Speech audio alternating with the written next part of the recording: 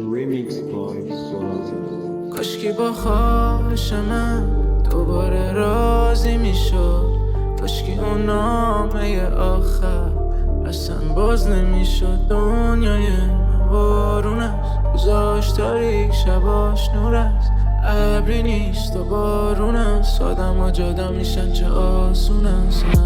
چیکار کردی بام این آخری ها نداشت این خریدار میاد سری جاد بی لیاقتی ها زیادترین لاف برای این آدمی ها ولی بیا پذیرام. چیکار کردی بام که زمینه چقدر غمگینه باد بشم غریبه بین کارم تله تو ترپ ترینه مثل همیشه دوباره پلنم لینه. چیکار کردی بام به اینجا رسید فکر میکردم بودن تو مدیکال نی بین من و خودت دیگه یه دیوار بچین همه چی تموم به این سادگی. چیکار کردی بام من این نبودم کردی صبورم انقدر چشم به در بود و کسی نیومد برای تو بدی هم اومد ولی از این آدم و من دیدم بدی معمولم.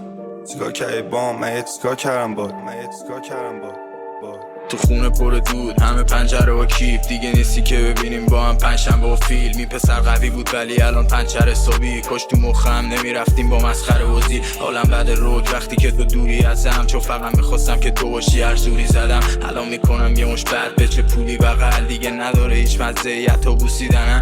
دارم آمار تو از خودتم بهتر که تازگی و دور تو گرفتن یه مش ولگر. فقط میشه خراب با این لجبازی و جلوت وقتی راحت میشی با دوتا خالی بندی دلگرد. خودت میدونی که چقدر این مسیرت فله زمی شدی این روزا مثل گل تو روله. حالت بده ولی میکنی لیوان تو دوب پر به خودت میای میبینی که کل تنت لخته. یه چی سر جاش نی که میاد بعدم هم من عاشقتم و نمیخوام طرف نشم باید کل خاطرات رو ورق زدم شنیدم اشکاتو دیگه سرم نمیریزی نه سراغمو میگیری جلوتم نمیبینی نه من یه ستارم تو آسمون که تنهاستم میشه چون با بقیه ستاره ها یکی نمیشه. حتی زمان بره عقب اونو دوباره میخوامش. شاید مردم الان دور عکسم روبان سیاهه اینجا هر چقدر پاک باشی ازت زباله میسازه. من میخواستم بسازمشم و دنیا نمیذاره. ای روتی غم خون مردن بهترین گزینم بود نشدی نزدیک گمی از دور. تو رو کی عوض کرد اون که کپی من بود.